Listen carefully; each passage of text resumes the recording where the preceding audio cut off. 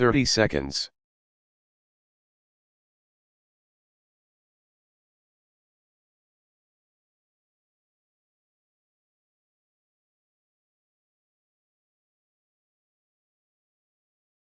Fifteen seconds.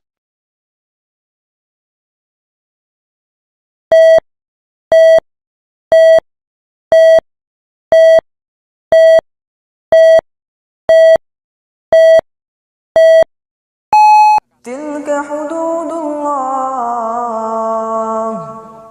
ومن يطع الله ورسوله يدخله جنات تجري من تحتها الأنهار خالدين فيها وذلك الفوز العظيم ومن يعص الله ورسوله ويتعد حدوده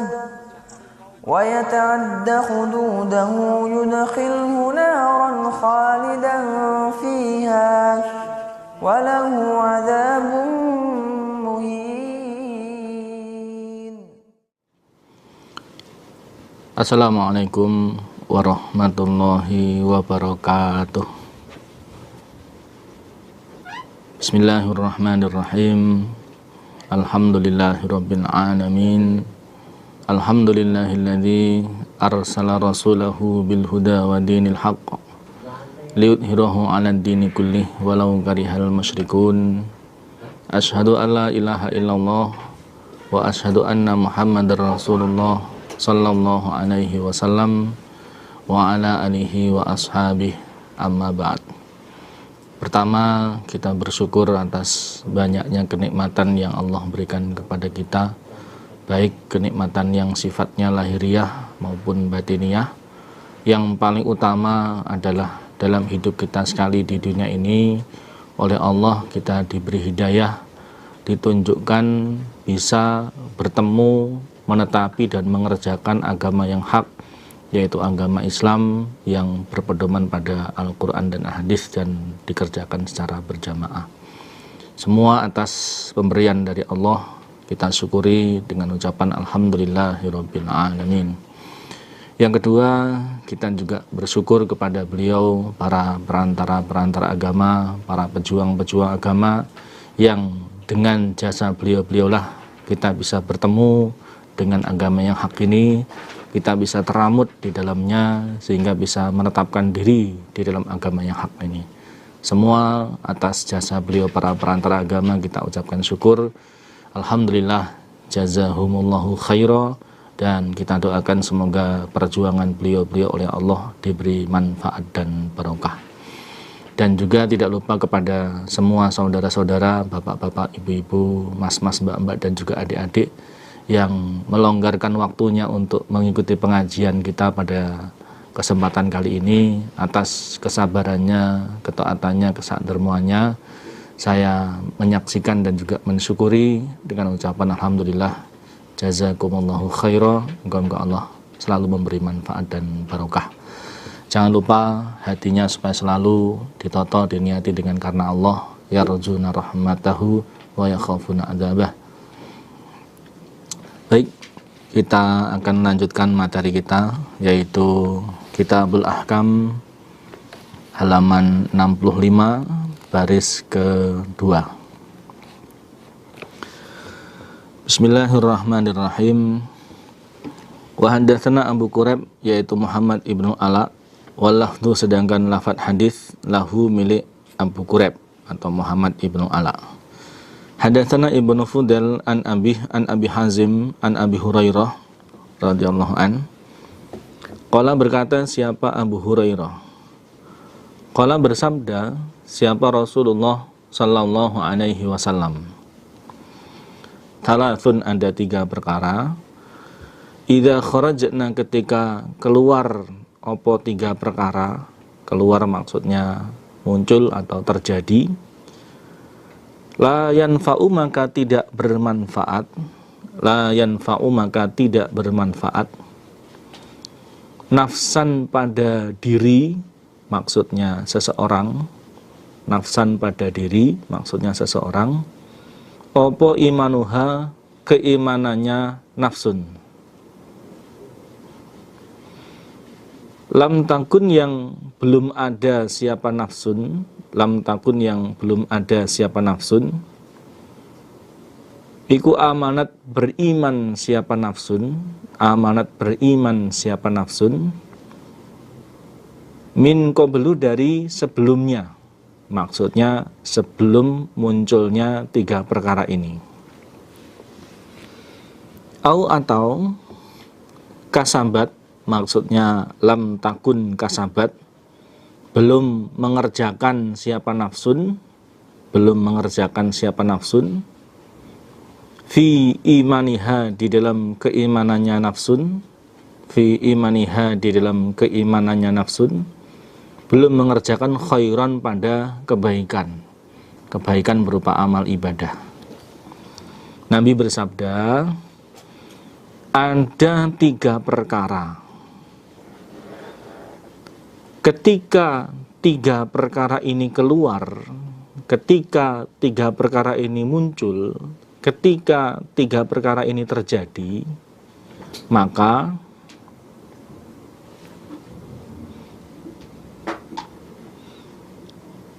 keimanannya seseorang yang belum beriman sebelum munculnya tiga perkara ini, maka keimanannya seseorang yang belum beriman sebelum munculnya tiga perkara ini tidak bermanfaat baginya.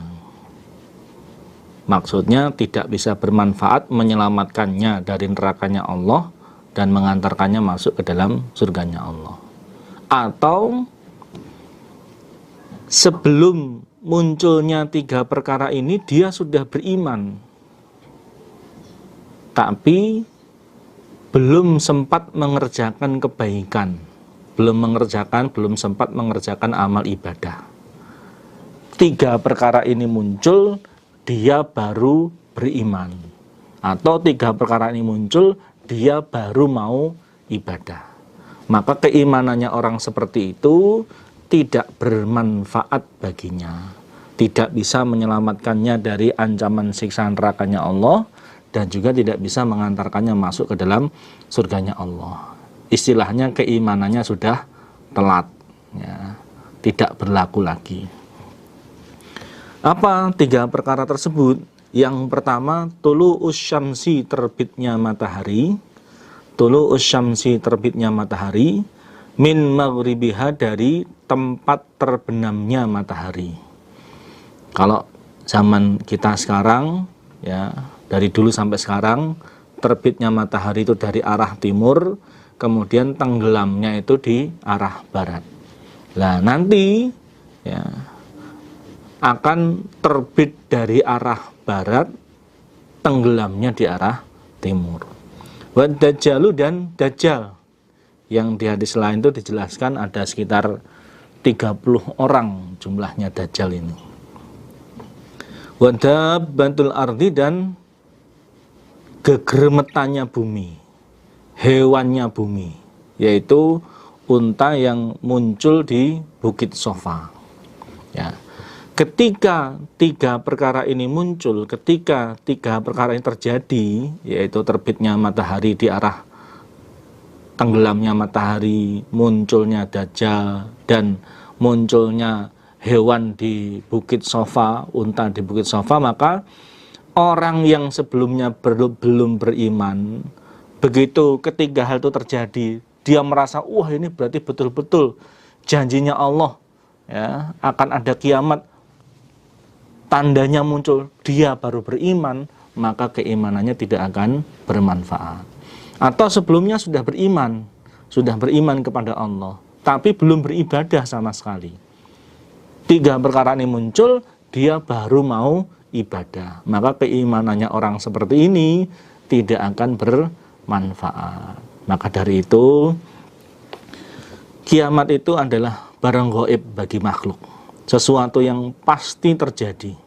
Tapi karena kiamat itu sudah dijanjikan oleh Allah, sedangkan janjinya Allah itu pasti hak, pasti terjadi, maka walaupun itu barang gaib dan belum terjadi, kita sebagai orang iman wajib untuk mempercayainya dengan sepenuhnya keimanan. Ya, seperti itu. Sehingga seandainya kemudian kita ketemu dengan zaman seperti ini, kita ya sudah jadi orang iman, ya sudah beribadah, sehingga keimanan kita bisa bermanfaat menyelamatkan diri kita. Karena memang namanya manusia itu terkadang ya, membuktikan dulu baru percaya. Nah, kalau orang iman itu yu'minuna bil ghaib, percaya kepada barang-barang yang gaib, barang-barang yang belum ada, barang-barang yang belum muncul, tapi dijanjikan oleh Allah, itulah barang gaib. Dan kita sebagai orang iman wajib percaya, wajib yakin terhadap terjadinya hal tersebut. Hadatsani Harun ibnu Sa'id al-Aili, hadatsana ibnu Wahbin, qala akhbarani Amr an Ja'far ibni Rabi'ah an Iraq ibni Malik, annahu sesungguhnya Iraq iku sami'a mendengar dia Abu Hurairah pada Abu Hurairah. Yaqulu berkata siapa Abu Hurairah, Inna Rasulullah sesungguhnya Rasulullah sallallahu alaihi wasallam iku qala bersabda siapa Nabi, la targhabu janganlah senang kalian an abaikum jauh dari beberapa bapak kalian. Janganlah kalian senang jauh dari bapak-bapak kalian. Maksudnya la targhabu an abaikum itu janganlah kalian benci kepada bapak-bapak kalian. Walaupun mungkin bapaknya itu mengerjakan sesuatu yang mengecewakan bagi kita. Tidak boleh kita itu benci lahir batin kepada bapaknya. Sampai tidak ridho, tidak terima, malu, bahkan tidak mengakui beliau sebagai bapak kita. Itu tidak boleh. Seandainya pun kemudian tidak cocok dengan perbuatan beliau, dengan sikap beliau, dengan pandangan beliau, yang kita benci itu adalah perbuatannya, bukan orangnya, bukan syakhsunnya, bukan orangnya. Nah, caranya bagaimana? Ya, dinasehati. Ya, man ra'a minkum mungkaran falyughayyirhu biyadihi. Dicegah dengan tangan kita. Kalau tidak mampu, ya fabilisani, dengan lesannya dinasehati. Kalau tidak mampu ya fabiqalbi, dengan hatinya. Selalu didoakan supaya bapaknya itu terhindar dari perbuatan-perbuatan yang jelek, sikap-sikap yang jelek. Ya, seperti itu. Tidak boleh kemudian malu dengan bapaknya, bahkan sampai tidak mengakui beliau sebagai bapak kita. Itu tidak boleh. Ya. Faman maka barang siapa rohiba yang senang dia an abihi jauh dari bapaknya, maksudnya barang siapa yang benci kepada bapaknya, benci lahir batin kepada bapaknya, bahkan tidak mengakui beliau sebagai bapaknya, fahuwa maka dia orang iku kufur. Ya. Barang siapa yang benci lahir batin terhadap bapaknya, bahkan sampai tidak mengakuinya sebagai bapak, maka dia adalah orang yang kufur. Kufur di sini maksudnya bukan kafir.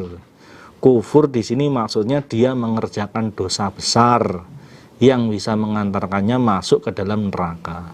Bukan kafir, bukan khariju minal millah, bukan. Ya. Artinya dosa besar yang bisa menyerumuskannya masuk ke dalam neraka. Dan apabila ada orang yang seperti ini, supaya dinasehati. Ya, seandainya ada teman kita, tetangga kita, kenalan kita yang berbuat seperti ini, supaya dinasehati. Ya kan begitu.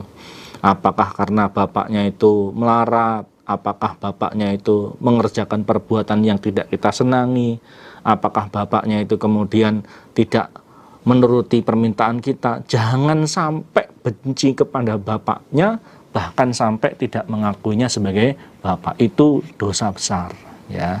Maka supaya bertobat, doakan yang baik-baik kepada bapaknya, supaya bapaknya bisa merubah sikap jeleknya menjadi sikap-sikap yang baik. Bagaimanapun beliau itu adalah bapak kita. Kalau pasangan hidup, suami atau istri, itu kita yang milih. Tapi kalau orang tua, itu yang milihkan Allah. Ya, yang milihkan Allah. Seandainya kemudian tidak cocok dengan kondisi orang tuanya, itu pilihannya Allah. Dan pilihannya Allah itu tidak ada yang tidak sengaja. Seandainya kemudian kita terlahir dari orang tua, misalkan yang miskin, memang sengaja Allah mengqadar kita lahir ke dunia lewat orang tua kita yang miskin itu. Tujuannya supaya apa? Supaya kita bisa bersabar. Ya, karena semua yang terjadi di alam semesta ini semua atas kehendaknya Allah. Allah punya tujuan, Allah punya rencana, semuanya ada hikmahnya. Ya, seperti itu. Maka bagaimana kita mengatur diri kita, mengatur pola pikir kita sehingga bisa menyikapi qadarnya Allah itu dengan sesuatu yang mendapatkan ridhonya Allah, seperti itu. Kecuali kalau orang tua kita itu memaksa kita untuk mengerjakan kemaksiatan. Kalau seperti itu, maka kita wajib sampai kemampuan untuk menolaknya, seperti itu.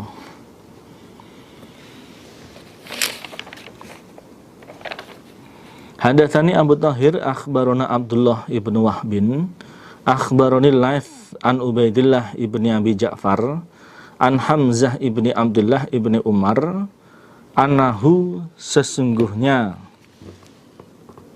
Hamzah iku sami'a mendengar siapa Hamzah abahu pada bapaknya Hamzah yaitu Abdullah ibni Umar. Yaqulu berkata siapa bapak, berkata siapa Abdullah bin Umar. Qala bersabda siapa Rasulullah sallallahu alaihi wasallam. Ma yazalu tidak henti-henti, ma yazalu tidak henti-henti. Siapa ar-rajulu seorang laki-laki yas'alu minta-minta siapa rajul an-nasa pada manusia, pada orang lain. Hatta ya'tiya sehingga datang siapa rajul, hatta ya'tiya sehingga datang siapa rajul, yaumal qiyamati pada hari kiamat, yaumal qiyamati pada hari kiamat, walaisa dan tidak ada, fi wajhihi di dalam wajahnya rajul, fi wajhihi di dalam wajahnya rajul, apa mus'atul lahmin potongan daging, tidak ada secuil pun daging di wajahnya. Ya. Nabi bersabda, tidak henti-hentinya seorang laki-laki minta-minta kepada manusia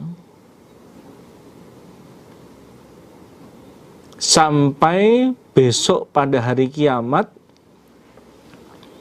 dia datang dalam keadaan di wajahnya itu tidak ada secuil daging pun. Ya, artinya berarti dia kondisinya cacat, tidak sempurna. Kondisinya yang cacat di hari kiamat ini menunjukkan pertanda jelek baginya. Pertanda kalau hisapannya jelek, pertanda kalau dia akan menjadi ahli neraka. Jadi yang dimaksud di sini adalah meminta kepada orang lain itu kalau memang dia pantas, dia berhak, itu boleh. Contohnya fakir miskin itu meminta sedekah kepada yang kaya, itu boleh. Yang dimaksud di sini adalah orang yang sebenarnya tidak fakir, orang yang sebenarnya itu dia sudah berkecukupan, tapi dia punya kebiasaan selalu meminta kepada orang lain. Ya, nanti di belakang ada di hadis bawahnya ada penjelasannya. Ya. Terus-menerus begitu menjadi kebiasaan dia seumur hidupnya. Maka ancaman bagi orang yang seperti ini besok di hari kiamat adalah di wajahnya tidak ada secuil daging pun. Nah, ancaman seperti ini harus kita sikapi bahwa kita itu harus satu mandiri, berusaha untuk mencari rezeki, untuk mencukupi kebutuhan sendiri. Jangan kemudian menggantungkan diri pada orang lain. Yang kedua, menghindari sifat rakus, menghindari sifat tamak, mengharapkan sesuatu yang bukan hak kita. Akhirnya apa? Kalau orang punya sifat tamak, akhirnya apa? Selalu minta-minta pada orang lain. Apakah itu mintanya dengan sengaja, dengan terang-terangan, atau mintanya itu dengan bahasa yang halus, dengan sindiran-sindiran. Ya, seperti itu. Sama saja. Hukumnya sama saja, ancamannya sama saja. Ya, seperti itu. Ini kalau mintanya kepada orang yang tidak punya kewajiban untuk meramut dia. Kalau mintanya kepada orang yang memang punya kewajiban untuk meramut dia, itu memang haknya. Contohnya seorang anak minta sesuatu kepada bapaknya yang memang bapaknya punya kewajiban untuk meramut dia. Seorang istri minta kepada suaminya yang memang suaminya itu punya kewajiban untuk meramut istrinya tersebut. Itu tidak apa-apa. Tapi kalau minta kepada orang lain yang memang bukan peramutnya dia, bukan orang tuanya, bukan walinya, dan kondisinya dia itu sebenarnya sudah cukup, tidak fakir, tidak kekurangan, maka ancamannya seperti ini. Ya.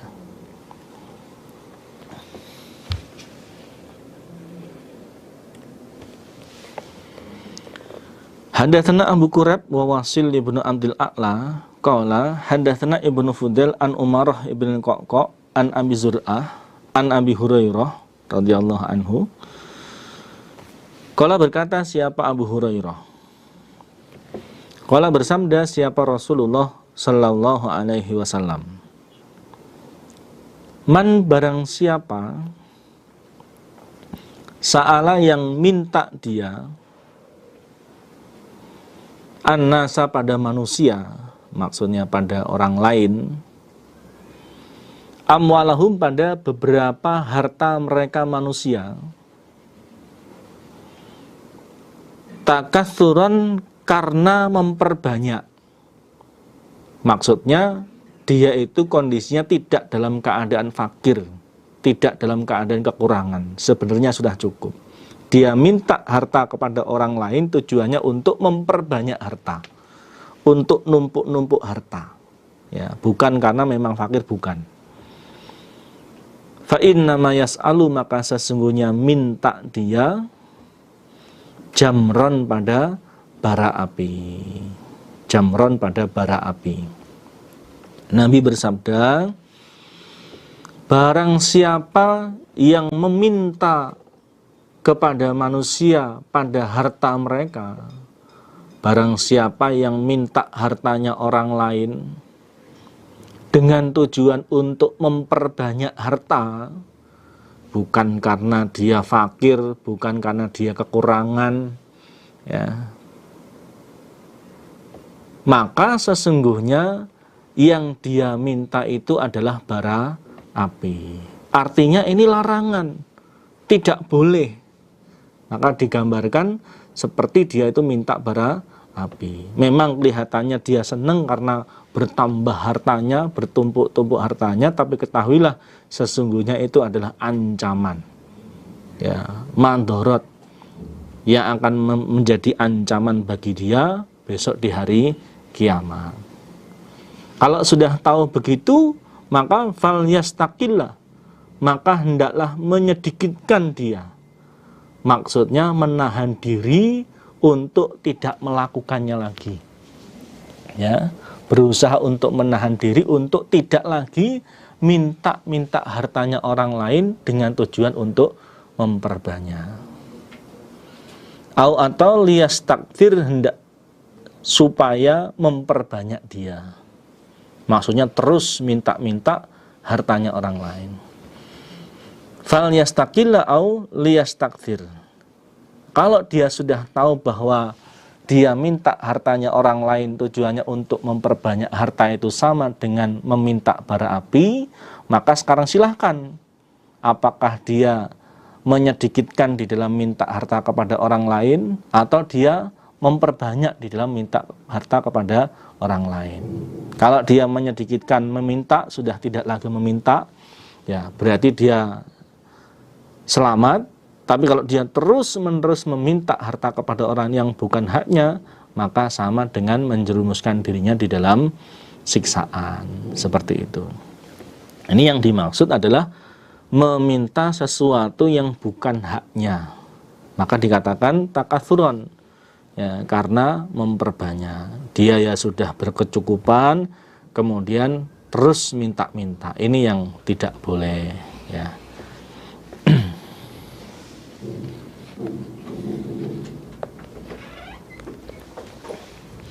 Wa haddatsani Abu Quraib, yaitu Muhammad ibnu Ala, haddatsana Abu Usamah, haddatsana Fudail ibnu Marzuq, haddatsani Adi ibnu Thabit an Abi Hazim an Abi Hurairah. Qala, berkata siapa Abu Hurairah, qala, bersabda siapa Rasulullah sallallahu alaihi wasallam, ayuhan nas, wahai ingatlah manusia, innallaha, sesungguhnya Allah iku thayyibun, zat yang baik, tidak ada sisi jelek dari zatnya Allah. La yaqbalu, tidak menerima siapa Allah, tidak menerima dari manusia, illa, kecuali thayyiban, yang baik. Wahai ingatlah manusia, wahai ingatlah para sahabat, sesungguhnya Allah itu adalah zat yang baik, tidak ada kejelekan di dalam zatnya Allah, dan Allah tidak menerima kecuali hanya yang baik. Maksudnya Allah tidak menerima dari manusia, ya, berupa zakatnya, berupa sedekahnya, kecuali yang baik, ya. Artinya bahwa, ya, kalau manusia berzakat, orang sedekah pada orang lain, yang ini niatnya karena Allah, yang diterima oleh Allah, yang diberi pahala oleh Allah dengan pahala yang sempurna, itu adalah sesuatu yang baik yang dizakatkan, sesuatu yang baik yang disedekahkan.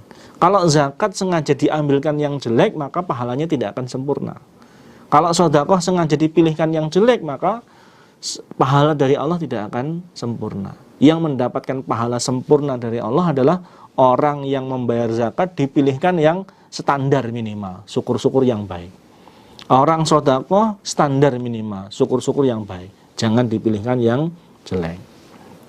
Wa innallaha, dan sesungguhnya Allah iku amara, perintah siapa Allah, al mu'minina, pada orang-orang iman, bima, dengan apa-apa, bima, dengan apa-apa, amara, yang perintah siapa Allah, bihi, dengan ma, al mursalina, pada para utusan. Dan sesungguhnya Allah perintah pada orang-orang iman dengan apa-apa yang Allah perintahkan kepada para utusan. Allah memerintahkan pada orang iman dengan apa-apa yang Allah perintahkan pada para utusan. Artinya, sesuatu yang Allah perintahkan pada para utusan, walaupun khitabnya yang diajak bicara itu adalah para utusan, maka perintah tersebut, hukum tersebut juga berlaku bagi umumnya orang iman, ya.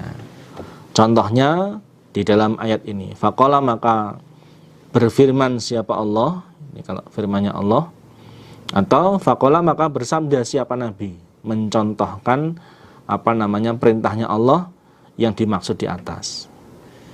Ya ayyuhar rusulu, wahai para utusan, di dalam surat Al-Mu'minun ayat 51. Kulu, makanlah kalian, minat thayyibati, dari beberapa yang baik, maksudnya yang halal, yang dihalalkan oleh Allah. Wa'malu, dan beramalah kalian, sholihan, pada amal yang baik. Wa'malu, amalan sholihah.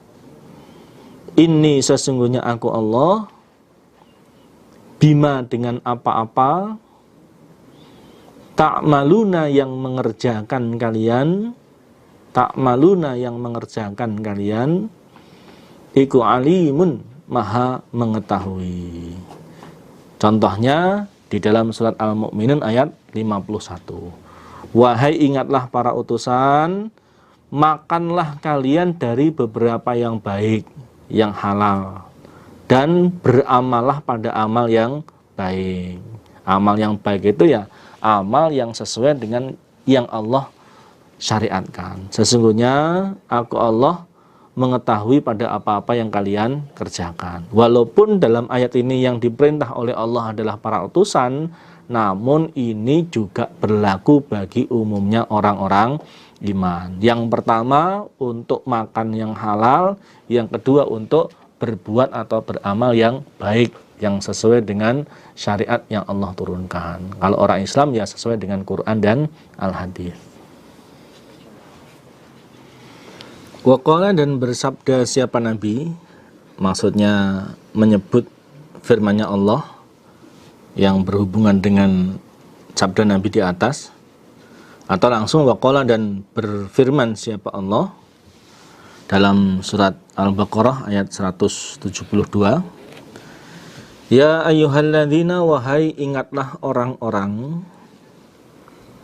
amanu yang beriman mereka,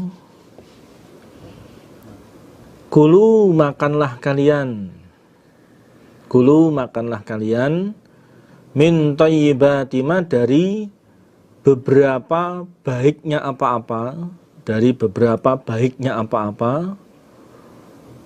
razaqnakum, yang memberi rizki aku Allah kum, pada kalian.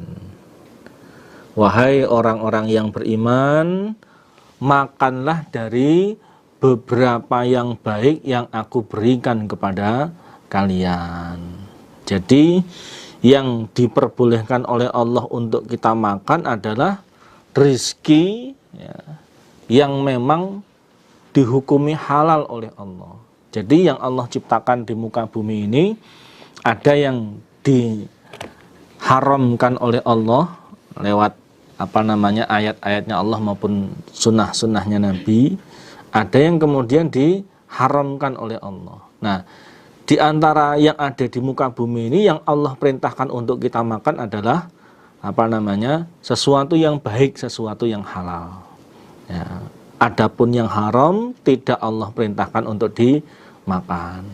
Ini dalam keadaan biasa, di mana dalam keadaan tertentu, keadaan darurat, ya kembali ke hukum asal bahwa semua yang Allah ciptakan di muka bumi ini untuk manusia. Contohnya mungkin dalam perjalanan kehabisan bekal makan, yang ada hanya makanan yang haram, dan apabila tidak makan justru malah mati.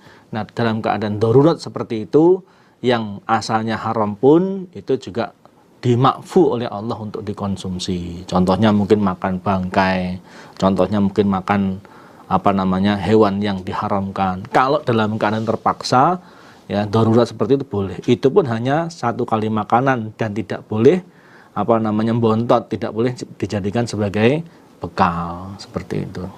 Tapi secara umum dalam kondisi normal yang Allah perbolehkan untuk dimakan adalah rizki yang halal, makanan-makanan yang halal. Memang dalam urusan dunia segala sesuatu itu hukumnya halal, ya, selama tidak ada dalil yang menjelaskan keharamannya. Berarti makanan yang haram adalah makanan-makanan yang ada dalil dalam Al-Quran maupun dalam Al-Hadis bahwa makanan tersebut adalah haram. Dari beberapa ayat ada yang menjelaskan seperti khinzir, seperti maitah, seperti itu jelas itu haram. Tsumma dzakara, kemudian menceritakan siapa Nabi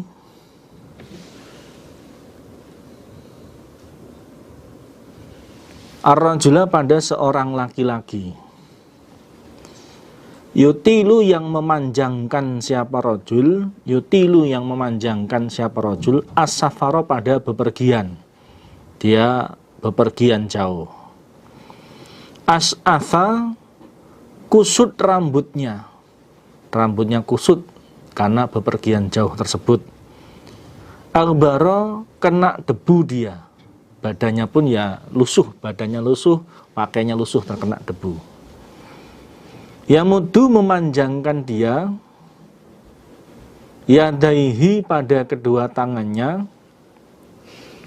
Yamudu, memanjangkan dia rajul, yadaihi, pada dua tangannya rajul, ila samai, ke arah langit, maksudnya berdoa. Memanjangkan kedua tangannya ke arah langit, maksudnya berdoa. Karena memang adabnya orang berdoa itu menengadahkan tangan atau mengangkat kedua tangan. Itu adabnya orang yang berdoa. Kemudian dia berdoa, ya Rabbi, wahai Tuhanku, ya Rabbi, wahai Tuhanku. Maksudnya dia berdoa memohon kepada Allah. Akan tetapi wa ma ta'amuhu, adapun makanannya rajul iku haramun, haram. Di sisi lain makanannya itu adalah makanan yang haram. Wa masrabuhu, dan minumannya rajul iku haramun, haram.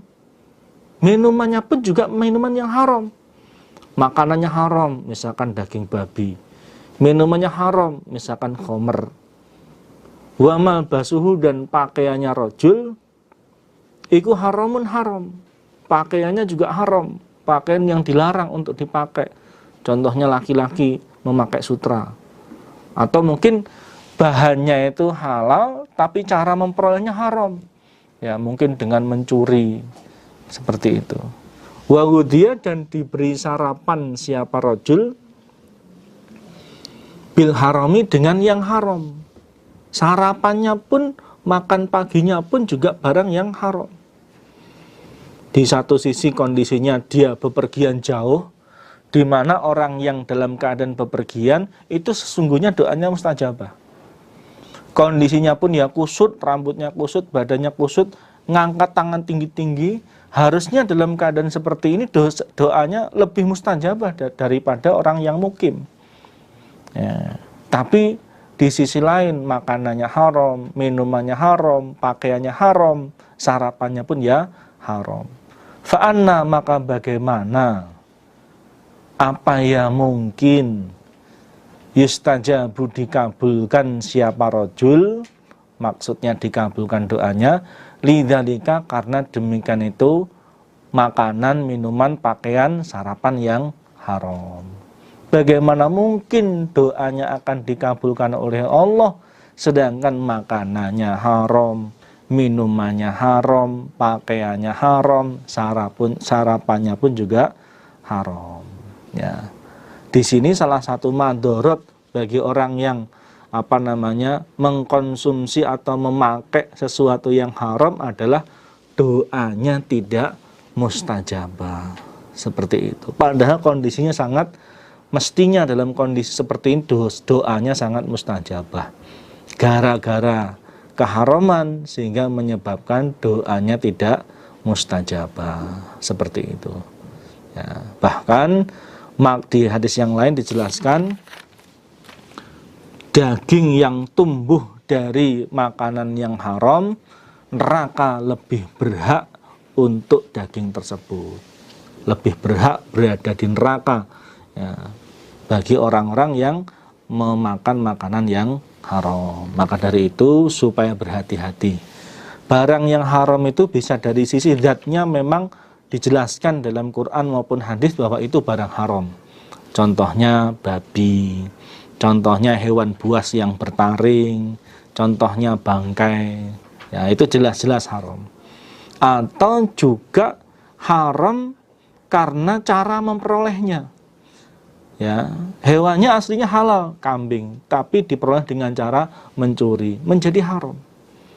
Ya, hewannya halal, ya, ayam, tapi menjadi haram. Contoh kenapa? Disembelihnya dengan tidak membacakan nama Allah, disembelihnya membacakan nama selain Allah.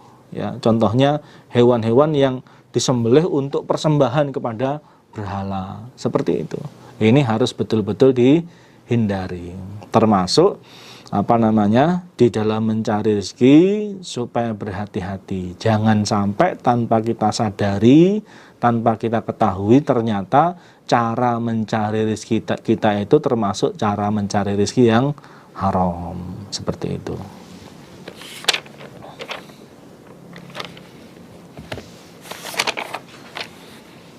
Hadatsana Yahya ibnu Yahya wa Zuhair ibnu Harbin wa Ishaq ibnu Ibrahim jami'an, kesemuanya an Jarir. Qala berkata siapa Yahya, akhbarona Jarir. Ya, kalau perawi yang lain selain Yahya, ya, Zuhair, Ishaq itu memakai lafadz an Jarir. Untuk Yahya itu lafadznya akhbarona. Bedanya periwayatannya Yahya dengan dua guru yang lain. Akhbarona Jabir an Mansur an Syakik an Masruk an Aisyah qalat berkata siapa Aisyah. An Aisyah radhiyallahu anha qalat berkata siapa Aisyah. Qala bersabda siapa Rasulullah sallallahu alaihi wasallam. Idza anfaqat ketika menginfakkan atau mensodakohkan sama saja hukumnya. Sapa almar'atu seorang perempuan, maksudnya seorang istri, min ta'ami baiti ha, dari makanan rumahnya perempuan, makanan yang ada di rumahnya perempuan tersebut. Maksudnya seorang istri itu biasanya dia tinggal di rumah, kemudian suaminya yang pergi untuk cari maisha. Berarti makanan yang ada di rumahnya itu adalah hasil usahanya suami untuk nyukupi kebutuhan keluarganya. Ghaira mufsidatin, selain orang yang berbuat kerusakan. Maksudnya sedekahnya itu bil ma'ruf, tidak sampai menyebabkan kerusakan. Contohnya tidak sampai membuat keluarganya kekurangan. Ya, karena makanan di rumahnya cukup banyak, kemudian sebagian dia sedekahkan pada orang lain, kepada tamu atau kepada fakir miskin, kepada anak yatim. Tapi jumlahnya tidak menyebabkan kerusakan. Artinya keluarganya tetap tercukupi. Karena maka ada laha bagi perempuan opo ajruha, pahalanya perempuan, bima sebab apa-apa, anfaqat yang infak siapa perempuan, wali zaujiha dan bagi suaminya perempuan opo ajruhu, pahalanya suami, wali zaujiha dan bagi suaminya perempuan opo ajruhu, pahalanya suami, bima sebab apa-apa, kasaba yang bekerja siapa suami, walil khazin dan bagi juru kunci. Juru kunci ini bendahara atau pelayan. Mislu dzalika, semisal demikian itu pahala. Karena dia yang mengelola harta tersebut, atau dia pelayan tersebut yang memasak makanan tersebut. Layan kusu tidak mengurangi, sapa ba'duhum sebagian mereka antara istri, suami dan pelayan, ajra ba'din pada pahalanya sebagian yang lain, syai'an pada sesuatu, maksudnya sedikit pun sebagian mereka tidak mengurangi pahalanya sebagian yang lain. Artinya seandainya infak itu berupa diberi pahala 1000, katakanlah begitu, bukan berarti kemudian 1000 ini dibagi untuk 3 orang itu, bukan. Melainkan istri dapat pahala 1000 karena dia yang memberikan, mensedekahkan makanan tersebut. Suami ya dapat pahala 1000 karena makanan itu hasil kerjanya dia. Pelayan pun juga dapat pahala 1000 karena dia yang masak. Seperti itu. Nah, hadis ini menunjukkan bahwa bagi seorang istri boleh untuk menyedekahkan makanan yang ada di rumahnya kepada orang lain, ya, tanpa izin suami maupun dengan izin suami, dengan syarat tidak menjadikan kerusakan. Contohnya adalah tidak menyebabkan penghuni rumahnya kemudian kekurangan makanan. Ya, ini boleh. Dan semua orang ini masing-masing dapat pahala yang sempurna dari sedekah tersebut. Karena masing-masing punya peran di dalam sedekah tersebut. Ya. Bahkan seandainya kemudian ini ada pihak lain yang juga berperan juga, misalkan anaknya disuruh untuk mengirimkan sedekah tersebut, maka yang mengirimkan ini juga dapat pahala. Artinya dari sebuah sedekah, semua orang yang terlibat di dalam sedekah tersebut itu mendapatkan pahala dari sedekah tersebut dengan pahala yang sempurna, ya, seperti itu. Baik istrinya, suaminya, pelayannya, atau mungkin ketika ngirim nyuruh anaknya, begitu, semua juga dapat pahala tanpa mengurangi pahalanya orang yang lain.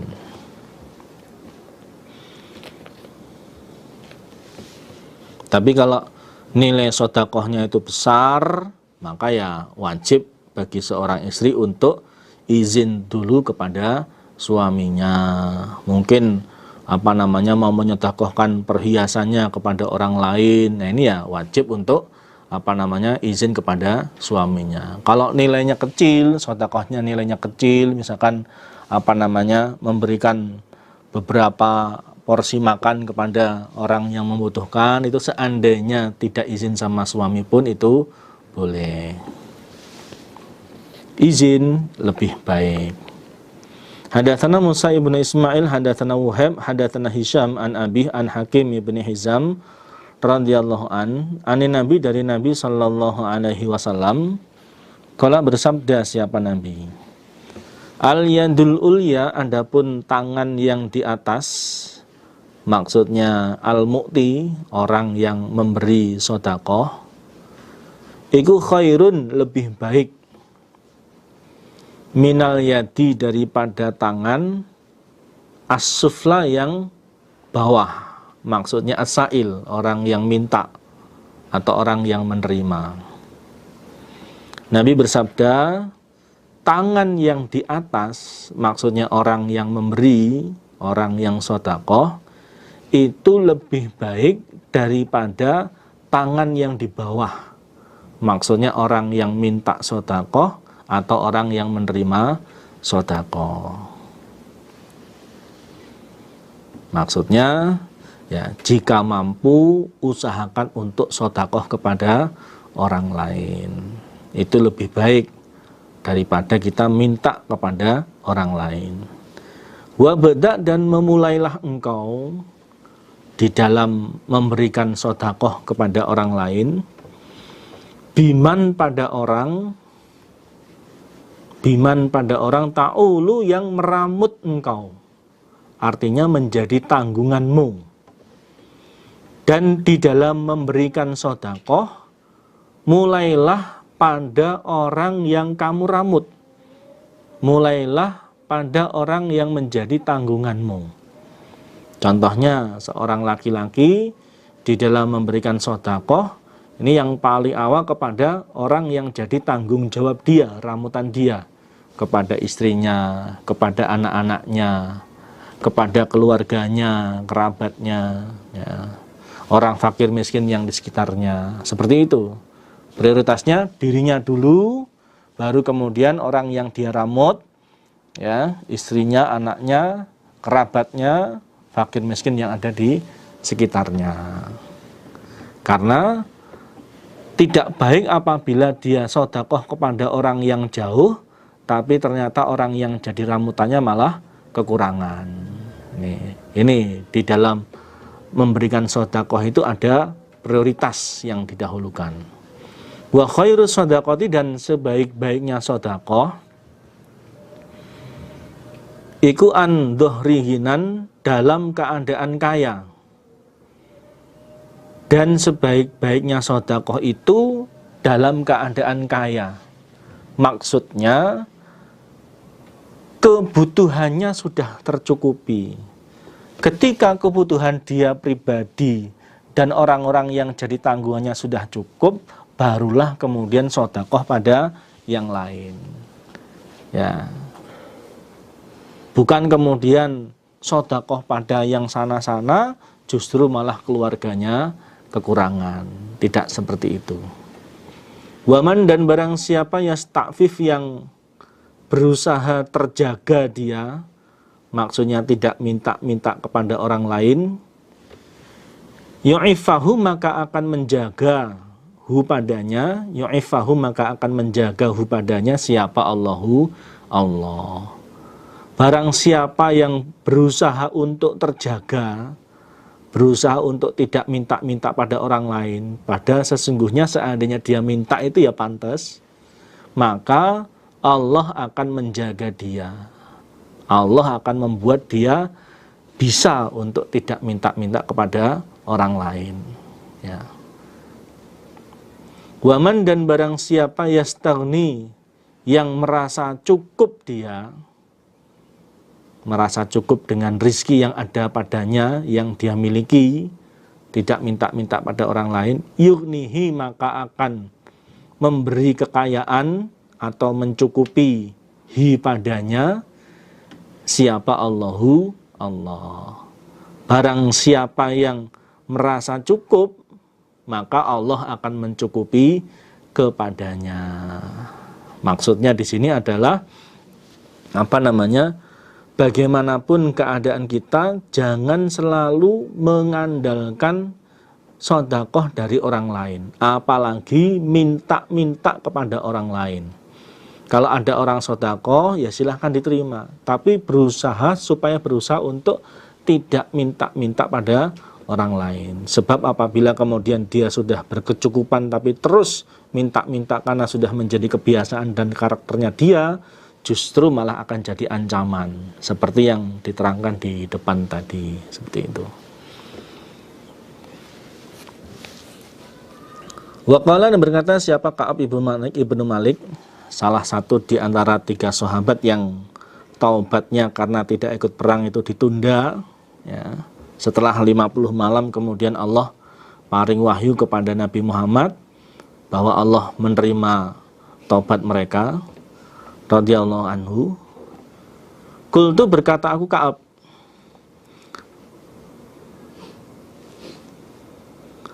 ya Rasulullah, wahai Rasulullah, inna min taubati, sesungguhnya dari taubatku, an khali'a, bahwa mencabut aku, maksudnya menyerahkan aku, min mali, dari hartaku, sodakotan, sebagai sodakoh, ilallahi, kepada Allah, wa ila rasulihi, dan kepada utusannya Allah sallallahu alaihi wasallam.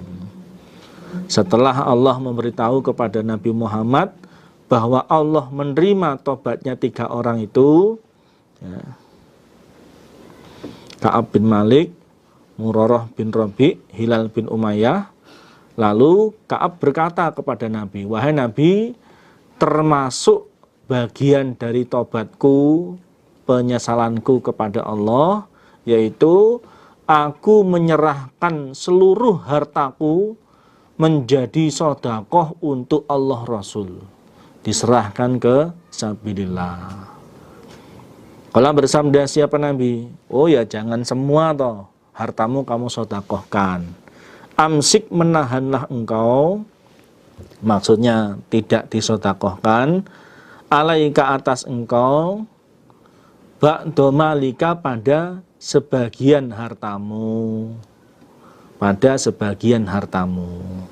Fahuwa, maka adapun menahan sebagian harta, tidak semuanya yang disedekahkan, iku khairun, lebih baik, laka, bagimu, daripada kamu sedekahkan semua sehingga tidak punya harta, sehingga kekurangan, dan akhirnya kemudian minta-minta pada orang lain. Lalu Nabi bersabda, tahanlah untukmu pada sebagian hartamu, jangan semua hartamu kamu sedekahkan. Artinya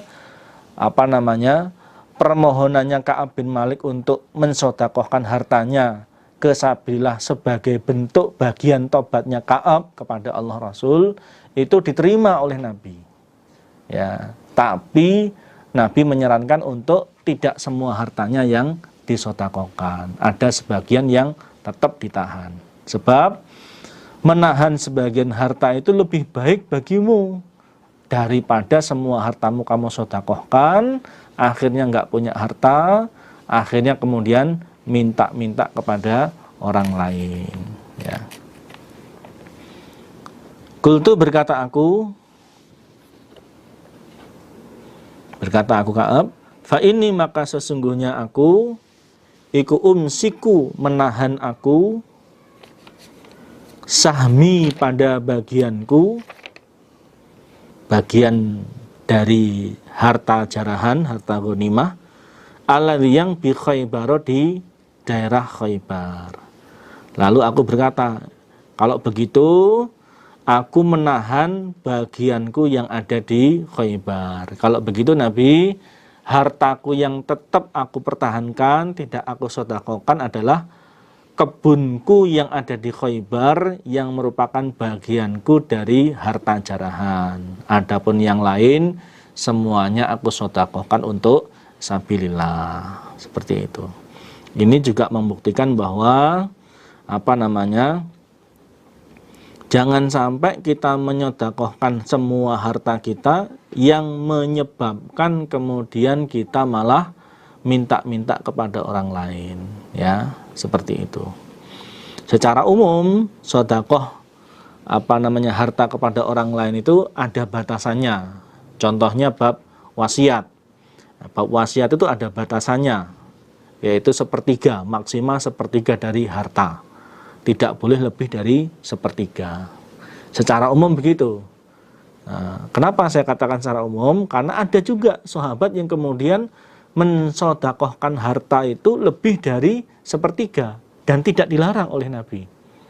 Ya, kenapa? Ya, ada pertimbangan tertentu. Contohnya ini antara Umar bin Khattab sama Abu Bakar. Jadi Umar bin Khattab itu selalu berlomba-lomba untuk mengejar amalnya Abu Bakar. Nah, setiap beramal selalu kalah. Selalu Abu Bakar lebih banyak daripada Umar. Akhirnya suatu saat Umar berkata, aku akan menyedekahkan separuh hartaku untuk sabilillah. Ya, sehingga aku bisa menyalip amalnya Abu Bakar. Perasaannya Umar begitu. Ternyata besoknya Abu Bakar menyedekahkan seluruh hartanya untuk sabilillah, ya, kalah lagi Umar bin Khattab, dan itu tidak dilarang oleh Nabi. Artinya bahwa khusus untuk orang-orang tertentu yang sekiranya sedekah lebih dari sepertiga itu tidak menjadikan madorot baginya, termasuk tidak menjadikan madorot bagi keimanannya, itu tidak dilarang oleh Nabi. Itu berlaku untuk contohnya Umar bin Khattab sama Abu Bakar. Untuk sahabat yang lain tidak demikian.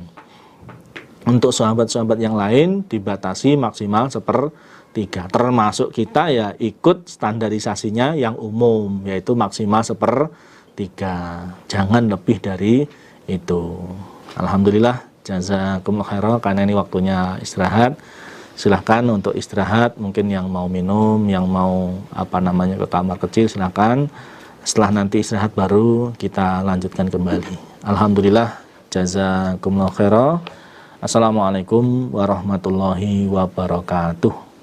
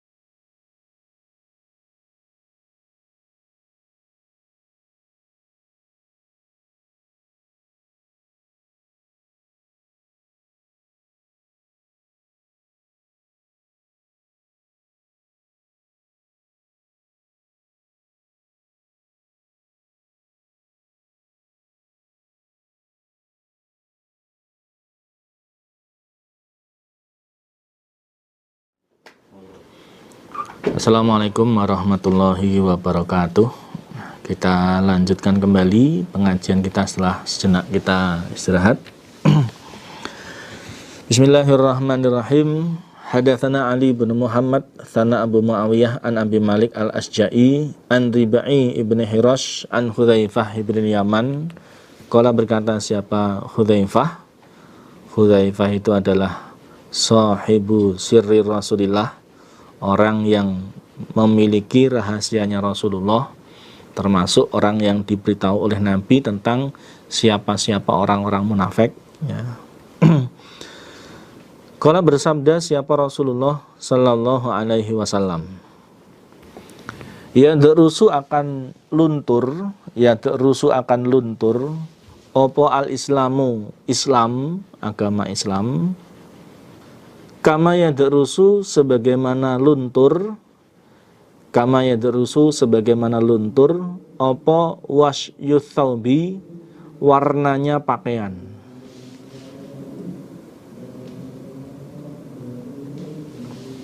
Hatta la yudra, sehingga tidak diketahui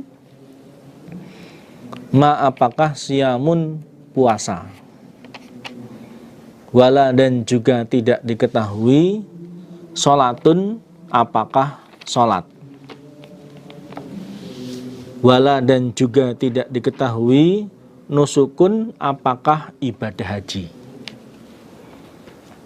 wala, dan juga tidak diketahui sodakotun, apakah sodakoh. Nabi bersabda, agama Islam ini akan luntur seiring berjalannya waktu, sebagaimana lunturnya warna pakaian, sampai tidak diketahui apakah itu puasa, apakah itu sholat, apakah itu ibadah haji, dan apakah itu sedekah. Sampai syariat-syariat utama dalam Islam pun tidak diketahui, saking lunturnya agama Islam, ya.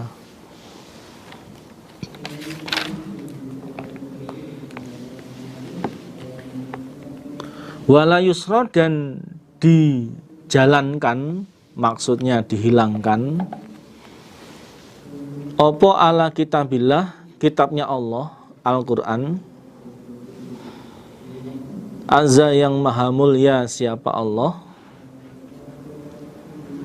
wajalla, dan maha agung siapa Allah, fi lailatin, di dalam suatu malam, di suatu malam kitabnya Allah ini akan dijalankan, maksudnya dihilangkan oleh Allah dari muka bumi. Akhirnya falaya beko, maka tidak tertinggal, tidak tersisa, fil ardi, di dalam bumi, falaya beko, maka tidak tertinggal atau tidak tersisa, fil ardi, di dalam bumi, minhu, dari Al-Quran, minhu, dari kitabillah, opo ayatun, satu ayat pun, sehingga tidak ada satu ayat pun yang tersisa di muka bumi. Semua ayat-ayat Al-Quran hilang, ilmunya Al-Quran hilang. Watabeko, dan akan tertinggal sopo tawaifun, beberapa golongan, tawaifu, beberapa golongan, minan nasi, dari manusia, yaitu as-syaikhu, laki-laki tua, syaikhu, laki-laki tua, al-kabiru, yang sangat tuanya, wal anjuzu, dan perempuan tua, wal anjuzu, dan perempuan tua. Yaquluna, berkata mereka, adrokna, menjumpai kami, aba'ana, pada beberapa bapak kami, ala hadhil kalimah, atas ini kalimat, yaitu la ilaha illallah, kalimat la ilaha illallah, tidak ada Tuhan kecuali Allah. Fanahnu, maka kami, iku naquluha, mengucapkan kami, ha pada kalimat la ilaha illallah. Di saat Al-Quran dihilangkan oleh Allah sehingga tidak tersisa satupun ayat di muka bumi, yang tersisa adalah beberapa orang dari manusia, yaitu laki-laki yang sudah sangat tua dan perempuan yang sudah sangat tua. Mereka berkata, kami menjumpai bapak-bapak kami atas kalimat ini, yaitu kalimat la ilaha illallah. Artinya syariat agama Islam yang mereka jumpai dari bapaknya itu hanya kalimat la ilaha illallah saja. Tidak ada syariat Islam yang lain yang mereka ketahui dari bapak-bapaknya. Fanahnu naquluha, maka kami mengucapkan kalimat tersebut. Ya, Islamnya tinggal kalimat la ilaha illallah saja. Tidak tahu syariat agama Islam yang lain. Ya, itu Nabi menceritakan bagaimana lunturnya agama Islam sampai yang tertinggal hanya kalimat la ilaha illallah. Tidak ada satupun orang yang mengetahui syariat agama Islam yang lain selain kalimat la ilaha illallah. Faqala, maka berkata lahu kepada Hudzaifah, siapa Silah itu Silah, nama orang ini. Lalu Silah bertanya kepada gurunya, kepada Hudzaifah, ada apa yang lain yang bertanya kepada Hudzaifah, ma apakah tugni mencukupi anhum dari mereka apa la ilaha illallah, kalimat la ilaha illallah, wahum, sedangkan mereka iku la yadruna, tidak mengetahui mereka, la yadruna, tidak mengetahui mereka, ma apakah sholatun sholat, wala, dan juga tidak mengetahui siamun, apakah puasa, wala, dan juga tidak mengetahui nusukun, apa ibadah haji, wala, dan tidak mengetahui sodakotun, apakah sodako. Lalu Silah bertanya kepada Hudzaifah, apakah kalimat la ilaha illallah bisa mencukupi kepada mereka? Maksudnya bisa melindungi mereka dari siksaannya Allah, bisa menyelamatkan mereka dari siksaannya Allah, hanya mengucapkan la ilaha illallah saja. Sedangkan mereka tidak mengetahui apakah itu sholat, apakah itu puasa, apakah itu ibadah haji, apakah itu sodako. Ya. Yang mereka ketahui hanya kalimat la ilaha illallah saja. Apakah mencukupi bagi mereka untuk selamat dari nerakanya Allah dan masuk surganya Allah? Ditanya seperti itu oleh Silah, fa'arada, maka berpaling, tidak mau menjawab, anhu dari Silah, siapa? Hudzaifatu, Hudzaifah. Ditanya dengan pertanyaan seperti itu oleh Silah, Hudzaifah berpaling dari Silah, tidak mau menjawab. Tsumma radda, kemudian mengulangi siapa Silah, kemudian mengulangi siapa Silah, ha pada pertanyaan, alaihi atas Hudzaifah, salasan 3 kali. Kemudian Silah mengulangi pertanyaan tersebut kepada Hudzaifah sebanyak 3 kali. Apakah hanya dengan berbekal kalimat la ilaha illallah bisa menyelamatkan mereka dari ancaman nerakanya Allah, bisa mengantarkan mereka masuk ke dalam surganya Allah, padahal mereka tidak tahu apakah itu sholat, apakah itu puasa, apakah itu haji, apakah itu sodako.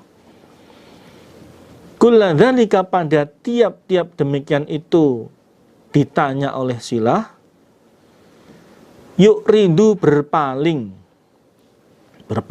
tidak mau menjawab, anhu dari Silah, sapa Hudzaifatu, Hudzaifah. Setiap Silah bertanya kepada Hudzaifah dengan pertanyaan seperti itu, Hudzaifah selalu berpaling dari Silah, tidak mau menjawab. Tsumma aqbala, kemudian menghadap siapa Hudzaifah, alaihi atas Silah, fi tsalitsah, di dalam pertanyaan yang ketiga. Baru setelah ditanya untuk ketiga kalinya oleh Silah, Hudzaifah menghadap kepada Silah. Faqala, maka berkata siapa Silah, saya ulangi, faqala, maka berkata siapa Hudzaifah, ya Silatu, wahai Silah, tunjihim, menyelamatkan opo kalimat la ilaha illallah him pada mereka, minan nari, dari neraka. Hudzaifah berkatanya salatan, 3 kali, tunjihim minan nar, tunjihim minan nar, tunjihim minan nar. Ketahuilah wahai Silah, kalimat la ilaha illallah itu bisa menyelamatkan mereka dari nerakanya Allah. Maksudnya karena memang di saat itu yang mereka ketahui hanya kalimat la ilaha illallah saja, maka hanya dengan berbekal kalimat la ilaha illallah, otomatis ya dengan keimanan, itu bisa menyelamatkan mereka dari ancaman nerakanya Allah. Karena yang mereka ketahui ya hanya itu saja, tidak ada yang lain, tidak ada syariat agama yang lain, yang tidak ada syariat agama Islam yang lain yang mereka ketahui. Sama seperti ketika di awal-awal Islam, di mana sebagian syariat Islam itu belum Allah turunkan. Karena sempurnanya agama Islam itu ya di saat Nabi Muhammad menjelang wafatnya Rasulullah. Al-yauma akmaltu lakum dinakum wa atmamtu alaikum nikmati wa raditu lakumul Islam madina. Nah, di saat itulah semua syariat agama Islam sudah sempurna Allah turunkan. Artinya syariat-syariat atau kewajiban-kewajiban pokok dalam Islam itu turunnya bertahap. Selama syariat itu belum diturunkan oleh Allah, maka ya belum ada kewajiban. Contoh nih bab sholat. Allah menurunkan kewajiban sholat kepada umatnya Nabi Muhammad itu di saat Isra Mi'raj. Kurang lebih 1,5 tahun sebelum Nabi Muhammad hijrah dari Mekah ke Madinah. Baru Allah turunkan. Ya, artinya sebelum turunnya kewajiban sholat ini, ya tidak ada kewajiban sholat. Artinya orang yang masuk Islam sebelum turunnya kewajiban sholat, dan mereka mati sebelum turunnya kewajiban sholat, berarti seumur hidupnya tidak sholat, itu tidak kemudian dikatakan mereka ahli neraka karena tidak mengerjakan sholat. Bukan. Karena memang belum turun. Ya, seperti itu. Belum turun. Nah, setelah turun, barulah di situ wajib mengerjakan sholat. Ya, demikian pula kewajiban-kewajiban yang lain, termasuk juga larangan bab khomer. Ya, larangan bab khomer. Sehingga para sahabat setelah Allah menurunkan ayat larangan khomer kepada Nabi Muhammad, sebagian bertanya, bagaimana dengan teman-teman kami yang mereka mati dalam keadaan khomer ada dalam perutnya mereka? Maksudnya mereka itu dulu ketika masih hidup mereka pernah minum khomer. Nah, ternyata khomer diharamkan oleh Allah.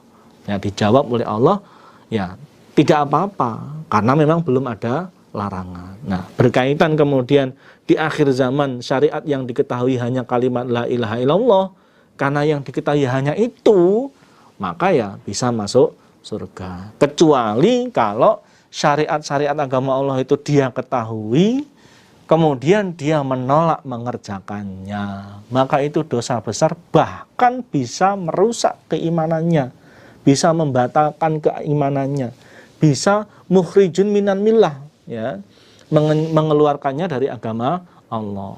Seperti itu. Maka ini supaya betul-betul dipahami, ini dalam keadaan yang diketahui di zaman itu hanya kalimat la ilaha illallah saja. Kalau zaman sekarang di mana sholat ya jelas kita masih tahu, ibadah haji ya jelas masih ada, terkait masih masa pandemi ini mungkin masih terbatas. Tapi kalau di saat seperti ini kemudian orang sengaja tidak sholat, orang sengaja tidak haji, padahal dia sudah berkewajiban, maka otomatis berbeda hisapannya dengan orang-orang yang dijelaskan di dalam hadis ini, ya, seperti itu. Hadatsana Abu Bakar tsana Abdul A'la an Ma'mar an Zuhri an Sa'id ibn Musayyab an Abi Hurairah yarfa'uhu, memarfu'kan atau mengangkat siapa Abu Hurairah hu pada hadis. Maksudnya Abu Hurairah menyatakan bahwa kalimat-kalimat atau hadis yang dia sampaikan berikut ini adalah sabdanya Nabi Muhammad. Nah, karena ini adalah sabdanya Nabi Muhammad, qala, bersabda siapa Nabi. Ya taqarabu, berdekatan, maksudnya terasa dekat, terasa cepat. Opo azamanu, zaman, waktu. Zaman atau waktu terasa singkat. Ya, setahun bagaikan sebulan, sebulan bagaikan seminggu, seminggu bagaikan sehari, terasa cepat. Wayan kusu, dan berkurang opo al ilmu, ilmu agama, ilmu agama Islam. Terlepas kemudian semakin lama teknologi semakin berkembang, ilmu agama Islam semakin berkurang.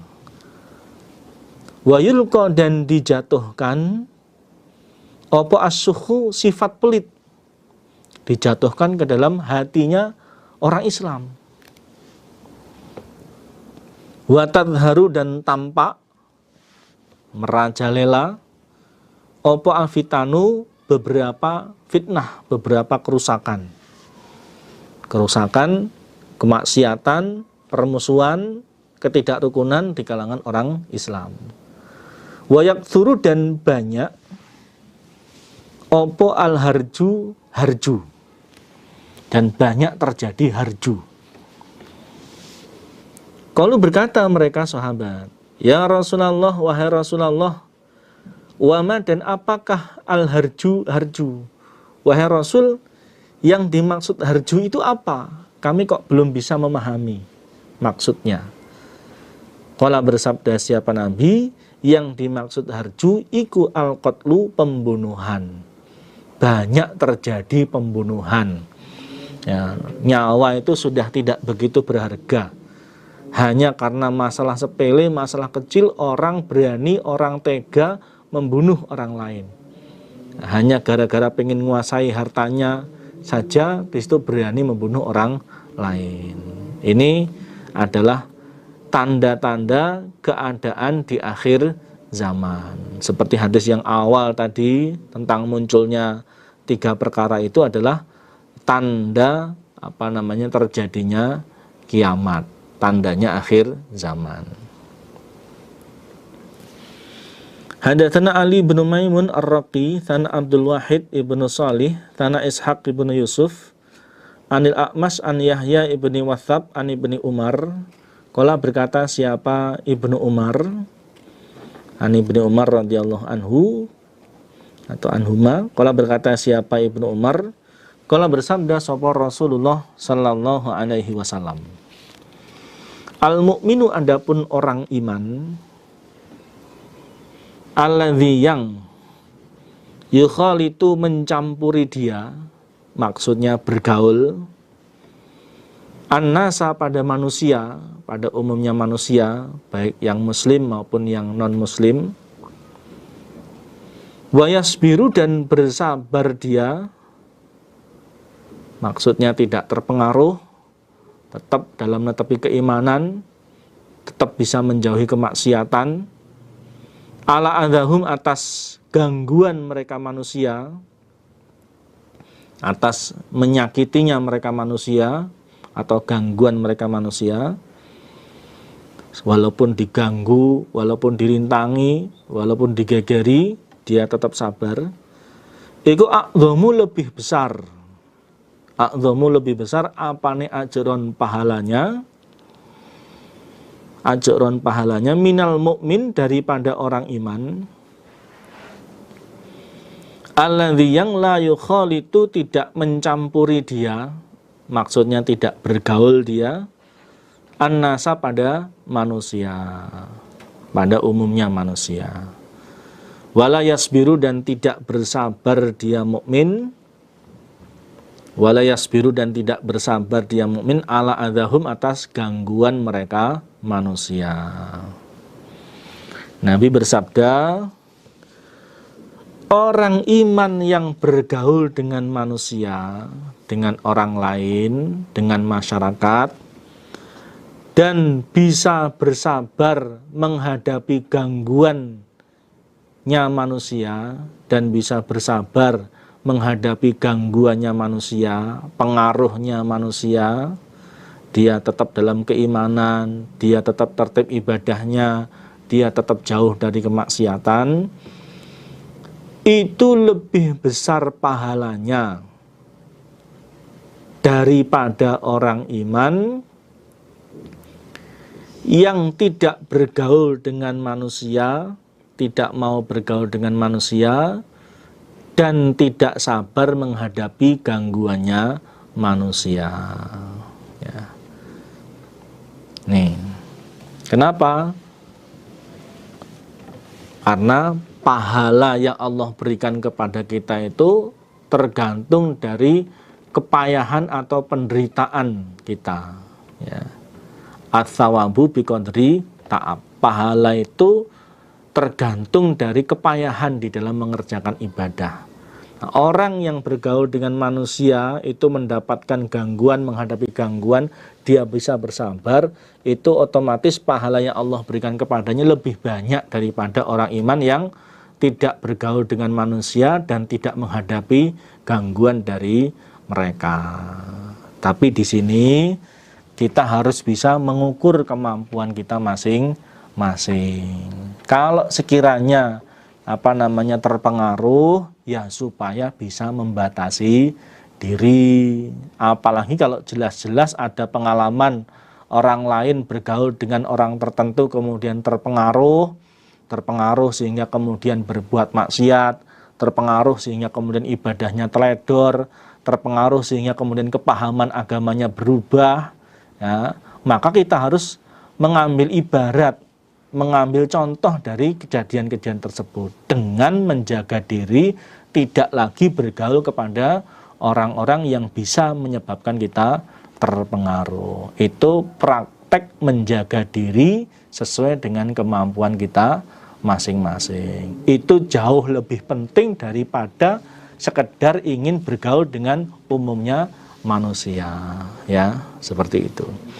Bergaul dengan orang lain itu boleh-boleh saja, tapi harus punya prinsip. Prinsipnya harus bisa berpengaruh. Kalau bisa berpengaruh itu kita tetap istiqomah, bisa mengajak orang lain kemudian untuk netepi ibadah. Itu namanya berpengaruh. Jangan terpengaruh. Terpengaruh itu kita yang asalnya tertib ibadah kemudian mengerjakan maksiat. Kita yang asalnya tertib ibadah kemudian ibadahnya tidak tertib. Kita yang tetap dalam keimanan kemudian berubah kepahamannya, itu namanya terpengaruh. Ya, maka dari itu supaya menjaga dirinya masing-masing. Jangan bergaul, jangan membaca sesuatu yang jelas-jelas terbukti bisa merubah kepahaman agama kita. Hadatsana Suwaid Ibnu Sa'id Tana Marwan Ibnu Muawiyah an Abdul Hakam As-Sadusi Tana Syahr Ibnu Hausabin an Abi Umamah anna Rasulullah, sesungguhnya Rasulullah sallallahu alaihi wasallam iku qala bersabda, siapa Nabi, min syarrin nasi, termasuk sejelek-jeleknya manusia, termasuk sejelek-jeleknya manusia, apane manzilatan, kedudukannya atau tempatnya, indallahi, di sisi Allah, yaumal qiyamati, pada hari kiamat, yaumal qiyamati, pada hari kiamat, abdun, utawi seorang hamba, adhaba, yang menghilangkan dia, adhaba, yang menghilangkan dia, akhiratahu, pada akhiratnya abad, kehilangan surganya, dengan mengerjakan kemaksiatan, bidunya ghairihi, sebab dunia selainnya abad, sebab pengen menguasai hartanya orang lain. Nabi bersabda, manusia yang paling jelek kedudukannya di sisi Allah besok pada hari kiamat, manusia yang paling jelek kedudukannya di sisi Allah besok pada hari kiamat adalah seorang hamba yang menghilangkan akhiratnya sebab dunianya orang lain. Orang yang mengerjakan kemaksiatan, pelanggaran, sehingga dia kehilangan surganya sebab ingin menguasai hartanya orang lain. Contoh nyatanya adalah orang yang merampok dan membunuh orang lain dengan tujuan untuk menguasai hartanya. Ya. Hanya karena ingin menguasai harta dunia, dia berani membunuh orang lain. Dia berani berbuat maksiat. Sangat jelek kedudukannya di sisi Allah. Hanya karena ingin menguasai sejumlah harta yang nilainya kecil, ya, kemudian dia berani berbuat maksiat yang resikonya kehilangan akhiratnya, kehilangan surganya. Tidak kurup antara sesuatu yang ingin dia dapatkan dengan resiko yang dia hadapi. Ya, resikonya kehilangan surga, yang dia dapatkan hanya dunia. Seperti itu.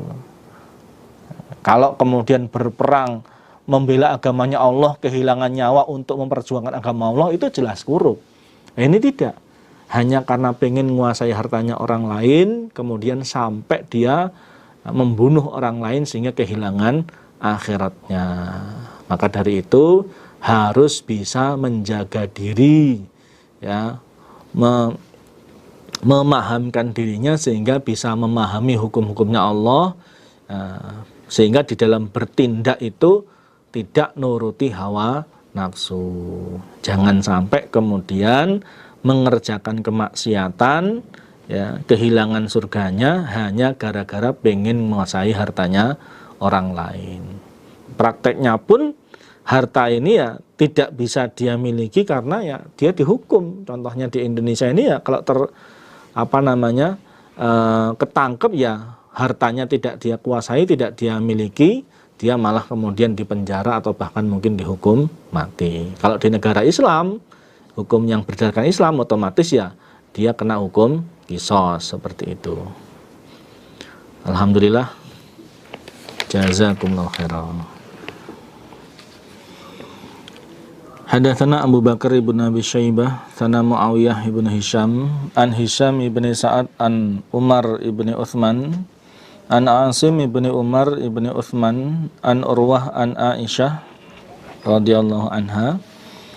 Qalat, berkata siapa Aisyah, sami'tu mendengar aku Rasulullah pada Rasulullah sallallahu alaihi wasallam, yaqulu, bersabda siapa Nabi, muru, perintahlah kalian, perintahlah kepada orang lain, bil ma'rufi, pada kebaikan, untuk mengerjakan hal-hal yang baik, baik dari sisi pandangan standar pergaulan masyarakat setempat maupun baik dari sisi syariat. Wanhau, dan mencegahlah kalian, maksudnya melarang orang lain, anil mungkari, dari kemungkaran, sesuatu yang diingkari, bertentangan dengan syariat atau juga bertentangan dengan hal-hal yang baik yang berlaku di masyarakat.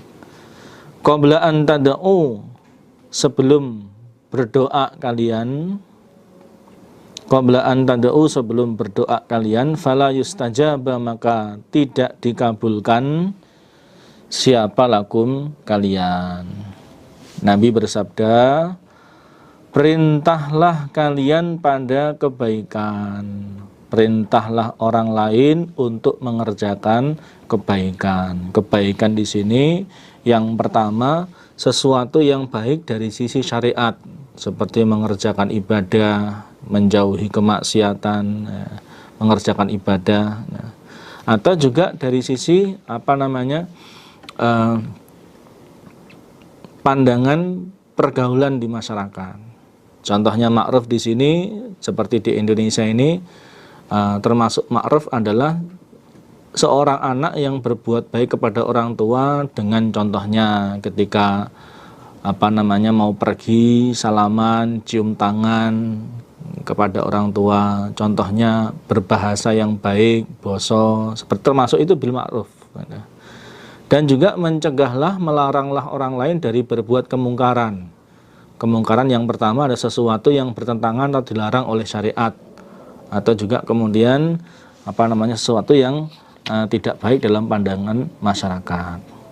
Sebelum kalian berdoa, kemudian doa kalian tidak dikabulkan oleh Allah. Di sini juga menunjukkan bahwa akibat orang yang tidak mau amar ma'ruf nahi mungkar salah satunya adalah doanya tidak dikabulkan oleh Allah. Nah, apabila kalian ingin doa kalian selalu dikabulkan oleh Allah, maka salah satunya adalah kalian supaya amar ma'ruf nahi mungkar. Nah, amar ma'ruf nahi mungkar itu yang pertama diri kita tertibkan di dalam mengerjakan kemakrufan tersebut. Kita tertibkan di dalam menjauhi kemungkaran tersebut. Karena tidak akan efektif kita amar ma'ruf kepada orang lain, nahi mungkar kepada orang lain, tapi di satu sisi kita sendiri tidak mengerjakan kemakrufan tersebut. Di satu sisi kita justru malah mengerjakan kemungkaran tersebut. Ya. Setelah dirinya tertib, dirinya baik, baru kemudian mengajak orang lain untuk mengerjakan kebaikan, menasihati orang lain untuk meninggalkan kemungkaran. Nah, orang lain ini yang utama adalah yang pertama ya, keluarganya. Maka di ayat yang lain dijelaskan, ya ayyuhalladzina amanu qu anfusakum wa ahlikum naro. Keluarganya diajak. Ya, setelah itu baru kemudian orang-orang yang ada di sekitarnya. Ya. Itu prakteknya amar ma'ruf nahi mungkar. Amar ma'ruf nahi mungkar ini tidak hanya kepada orang-orang yang belum mendapatkan hidayah, tidak hanya kepada orang-orang yang belum menetapi agama Islam. Amar ma'ruf nahi mungkar ini juga kepada saudara-saudara kita sesama muslim, sesama orang iman. Ya, karena tidak hanya kemudian arti amar ma'ruf nahi mungkar itu mengajak orang yang belum iman untuk iman, tidak hanya itu. Ya, sesama orang iman diajak untuk sholat berjamaah, diajak untuk mengaji, diajak untuk sedekah, diajak untuk meramut fakir miskin, anak yatim, seperti itu juga amar ma'ruf nahi mungkar. Jadi pengertiannya luas, tidak hanya sekedar mengajak orang yang belum mendapatkan hidayah untuk mendapatkan hidayah, tidak hanya sekedar seperti itu. Hadatsana Abu Bakar ibn Abi Syaibah tana Abdullah ibn Numair wa Abu Usamah an Ismail ibn Abi Khalid an Qais ibn Abi Hazim qala berkata siapa Qais. Koma berdiri siapa Abu Bakrin Abu Bakar radhiyallahu an, khalifah yang pertama. Fahamidah maka memuji dia Abu Bakar Allah pada Allah. Wa asna dan menyanjung siapa Abu Bakar alaihi atas Allah. Prakteknya ya berdiri untuk khutbah, kemudian membaca kalimat-kalimat muqaddimah. Seperti kalau biasanya ya alhamdulillahilladzi hadana li hadza, seterusnya itu sampai amma ba'du. Tsumma qala, kemudian berkata siapa Abu Bakar, ya ayuhan nas, wahai ingatlah manusia, innakum sesungguhnya kalian, iku taqra'una membaca kalian, hadhil ayata pada ini ayat, yaitu surat nomor 5, yaitu surat Al-Maidah ayat 105. Isinya Ya ayyuhalladzina, wahai ingatlah orang-orang. Ya ayyuhalladzina, wahai ingatlah orang-orang. Amanu yang beriman mereka. Alaikum menetapilah kalian. Anfusakum pada diri kalian. Jagalah diri kalian supaya tetap di dalam keimanan. La yadurrukum, tidak membahayakan kum pada kalian. La yadurrukum, tidak membahayakan kum pada kalian siapa man orang. Dolla yang sesat dia. Dolla yang sesat dia. Idzah tadaitum, ketika mendapat petunjuk kalian. Idzah tadaitum, ketika mendapat petunjuk kalian. Artinya beriman. Sesungguhnya ingatlah manusia, sesungguhnya kalian telah membaca ayat ini, yaitu surat Al-Maidah ayat 105. Ya ayyuhalladzina amanu alaikum anfusakum la yadurrukum man dhalla idzah tadaitum. Wahai orang-orang yang beriman, tetapilah diri kalian, jagalah diri kalian supaya tetap di dalam keimanan. Orang-orang yang sesat, dosa-dosanya orang yang sesat tidak akan membahayakan kepada kalian ketika kalian mendapat petunjuk. Nah, pengertian ayat ini, alaikum anfusakum la yadurrukum man dhalla, itu mansukh. Nasehnya idzah tadaitum. Idzah tadaitum di sini yang dimaksud adalah ketika kalian amar ma'ruf nahi mungkar. Ya. Jagalah diri kalian, kemaksiatannya orang-orang yang sesat, dosanya orang-orang yang sesat tidak akan membahayakan kepada kalian ketika kalian sudah amar ma'ruf kepada mereka. Artinya, ketika kalian sudah amar ma'ruf kepada mereka, kok ternyata mereka tidak menerima ajaanmu, ya, mereka tetap berbuat maksiat, maka dosa kemaksiatan mereka itu tidak akan memberatkan kepadamu, tidak akan menimpa kepadamu. Nah, kalau dibalik pengertiannya, kalau ada orang-orang di dekat kita berbuat maksiat, kita diam saja, maka kita salah, kita berdosa. Ini menunjukkan wajibnya untuk amar ma'ruf nahi mungkar. Salah satu manfaat faidah kalau kita sudah amar ma'ruf nahi mungkar adalah, kalau kita sudah amar ma'ruf nahi mungkar ternyata orang-orang itu tidak mau, tidak menerima, mereka tetap berbuat maksiat, maka kita tidak terbebani dosa mereka.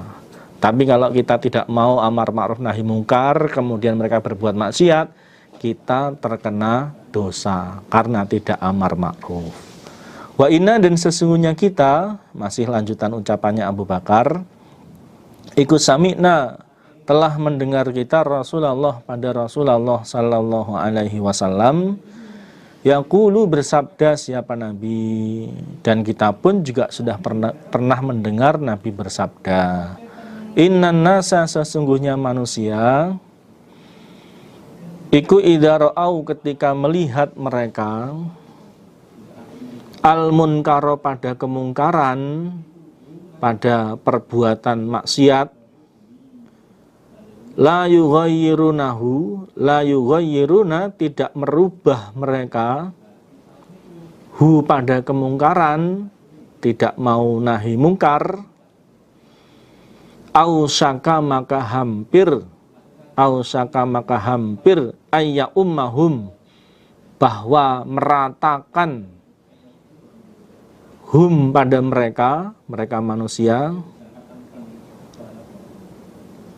siapa Allahu Allah, bi'iqobihi, pada siksaannya Allah.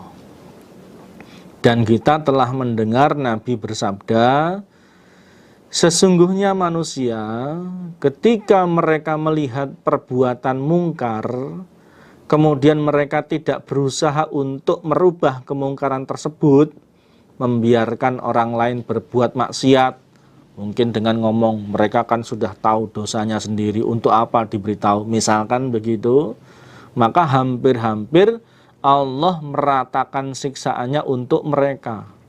Artinya yang disiksa oleh Allah tidak hanya orang-orang yang berbuat maksiat saja. Orang-orang yang tidak berbuat maksiat dan mereka tidak peduli, tidak nahi mungkar, itu pun juga akan terkena siksaan dari Allah. Inilah akibat yang akan dialami oleh orang-orang iman yang melihat di sekitarnya ada orang yang berbuat maksiat, kemudian dia tidak peduli, dia tidak nahi mungkar, maka dia akan ikut terkena siksaan dari Allah seperti itu. Kesalahannya adalah dia tidak nahi mungkar, dia tidak merubah kemungkaran tersebut. Seperti ceritanya orang-orang Bani Israel dulu, ketika Allah melarang orang untuk cari ikan di hari Sabtu, karena hari Sabtu adalah hari yang khusus untuk ibadah. Saat itu terjadi, orang-orang waktu itu terbagi menjadi 3 golongan. Yang pertama adalah orang-orang yang mereka dengan sengaja melanggar larangan Allah tersebut. Mereka di hari Sabtu yang harusnya khusus untuk ibadah, mereka mencari ikan di laut. Yang kedua adalah orang-orang yang tidak mencari ikan, tapi mereka tidak nahi mungkar, tidak melarang. Ya, mereka kan sudah tahu dalilnya sendiri, ya biarkan saja, seperti itu. Yang ketiga adalah orang-orang yang tidak mencari ikan dan mereka menasehati kepada teman-temannya yang melanggar, yang mencari ikan. Yang disiksa, yang disalahkan siapa? 2 golongan, yaitu orang yang melanggar, yang mencari ikan, dan orang-orang yang tidak mencari ikan, tidak melanggar, tapi dia tidak nahi mungkar. Ini juga salah. Yang tidak salah adalah ya dia tidak mencari ikan dan juga dia nahi mungkar. Jadi tidak cukup kita hanya diam saja, itu tidak cukup. Ya, harus mau bertindak untuk merubah kemungkaran, pelanggaran, kemaksiatan yang terjadi di sekitar kita, yang dilakukan oleh orang-orang yang ada di sekitar kita. Kalau kita sudah nahi mungkar seperti itu, kok ternyata mereka tidak mau menerima, tetap berbuat maksiat, nah kita tidak ikut terkena dosa. Hadatsana Imran ibnu Musa, amba'ana Hammad ibnu Zaid, Thana Ali ibnu Zaid, an ibni Jad'an, an Abi Nadrah, an Abi Sa'id al-Khudri, anna Rasulullah, sesungguhnya Rasulullah sallallahu alaihi wasallam, iku qoma berdiri siapa Nabi, khatiban dengan orang yang khutbah. Nabi berdiri untuk khutbah, untuk nasihat. Fakana maka ada fima di dalam apa-apa, qala yang bersabda siapa Nabi, termasuk isi khutbahnya Nabi, yaitu ala ingatlah, la yamna'anna janganlah mencegah sungguh, la yamna'anna janganlah mencegah sungguh, rajulan pada seorang laki-laki, rajulan pada seorang laki-laki, opo haibatun nasi, takut pada manusia, rasa takut pada manusia, mencegah ayyakula untuk mengucapkan dia, untuk mengatakan dia, bihakin pada kebenaran, maksudnya untuk menasehati orang yang berbuat maksiat. Idza alimahu, ketika mengetahui siapa rajul, hu pada kebenaran. Ketika mengetahui siapa rajul, hu pada kebenaran. Termasuk isi khutbahnya Nabi, termasuk isi nasihatnya Nabi adalah, ingatlah, ketahuilah, rasa takut pada manusia jangan sampai mencegah seorang laki-laki untuk mengucapkan kebenaran ketika dia mengetahui kebenaran tersebut. Ya, artinya ketika dia melihat ada orang yang berbuat maksiat, maka dia supaya menyampaikan, dia supaya nasihat, dia supaya nahi mungkar. Jangan sampai rasa takut kepada manusia, khawatir nanti dia dimarahi, khawatir nanti dia dihukum, khawatir nanti fasilitasnya dikurangi dan sebagainya, menyebabkan dia tidak mau nahi mungkar. Jangan sampai terjadi. Ya. Kalau dalam hadis lain Nabi menyatakan kulil haqqa walau kana murron. Ucapkanlah kebenaran walaupun kebenaran itu pahit. Maksudnya resikonya berat buat dia. Kalau berkata siapa perawi Abu Nadroh mendengar sabda Nabi tersebut, maksudnya di saat menceritakan sabda Nabi tersebut, fabaka maka menangis siapa Abu Sa'idin Abu Sa'id. Setelah Abu Sa'id menceritakan hadis ini kepada Abu Nadroh, dia itu menangis. Menangis tanda kalau dia itu sedih. Waqala dan berkata siapa Abu Sa'id, qad wallahi sungguh demi Allah, Ra'ayna melihat aku asya'a pada beberapa perkara dari kemungkaran, kemaksiatan yang terjadi di sekitarku, yang dikerjakan oleh orang-orang di sekitarku. Tapi fahibna maka takut untuk mengucapkan kebenaran, takut untuk nahi mungkar. Setelah Abu Sa'id menceritakan isi khutbahnya Nabi ini, kemudian dia menangis. Lalu dia berkata, demi Allah, aku telah melihat beberapa perkara kemungkaran yang terjadi di sekitarku, tapi aku takut untuk nasihat. Berarti aku kenean sabdanya Nabi ini. Ya. Maka di sini bisa juga kita ambil kesimpulan bahwa memang amar ma'ruf nahi mungkar itu satu paket, satu kesatuan. Tapi ternyata risiko nahi mungkar itu jauh lebih berat daripada amar ma'ruf. Mengajak orang, memerintahkan orang untuk mengerjakan kebaikan itu banyak orang yang mampu. Orang nasihat untuk tertib ibadah, orang nasihat untuk tertib sholat, orang nasihat untuk ngajak sedekah itu banyak. Nah, karena memang risikonya tidak berat. Tapi orang nahi mungkar ini butuh keberanian. Karena kalau yang mengerjakan kemungkaran itu mungkin orang yang punya pangkat, orang yang punya kekuasaan, orang yang punya harta, lebih-lebih kita berada di bawah naungannya orang yang berbuat kemaksiatan tersebut, butuh keberanian ekstra untuk menyampaikan hal tersebut, untuk nasihat hal tersebut. Ya, maka tapi walaupun berat seperti ini, otomatis pahalanya juga sangat besar. Maka di hadis yang lain Nabi juga mengatakan bahwa al-mutamasiku bisunnati inda fasadi ummati kaqobadin alal jamr kal mujahidi fi sabilillah. Orang yang berpegang teguh pada sunnahku, ya, di saat rusaknya umatku, itu seperti orang yang memegang bara api berat, seperti orang yang berperang di dalam agama Allah berat, termasuk nahi mungkar ini. Nah, maka dari itu minimal kita itu bisa tertib ibadahnya. Yang pertama, kita dan keluarga kita. Yang kedua, kita bisa amar ma'ruf kepada orang-orang lain. Ya, kita mampu untuk amar ma'ruf kepada orang lain. Kemudian yang ketiga, mampu untuk nahi mungkar. Jangan sampai karena kita punya kekhawatiran, wah nanti saya dimusuhi, wah nanti saya akan diginikan sehingga tidak berani untuk nahi mungkar. Alhamdulillah, jazakumullahu khairan. Insyaallah sekian materi yang bisa kita sampaikan pada kesempatan pengajian kita kali ini. Ada kurang lebihnya mohon maaf yang sebesar-besarnya.